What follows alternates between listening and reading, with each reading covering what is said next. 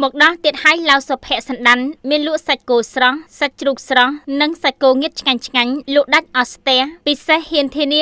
100% ជាសាច់គោស្រែនិងសាច់ជ្រូកនៅក្នុងស្រុក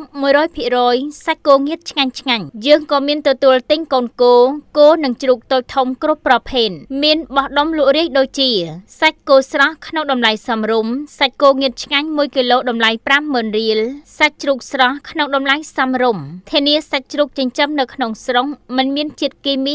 100% ធានាគុណភាពជូនធានាសាច់គោស្រែមិនមានគីមី 100% ធានាគុណភាពចម្រើនសុខភាពមានលក់កូនគោស្រែ 100% សម្រាប់ធ្វើពិធីជប់លៀងតម្លៃសមរម្យមានទីតាំងស្ថិតនៅក្នុងភូមិត្បូងតឹងឃុំមានរិនស្រុកសណ្ដាន់ខេត្តកំពង់ធំបើបងប្អូនមានចំណាប់អារម្មណ៍អាចទំនាក់ទំនងតាមរយៈលេខទូរស័ព្ទ 097 65 96 556 097 93 65 085 សូមអរគុណ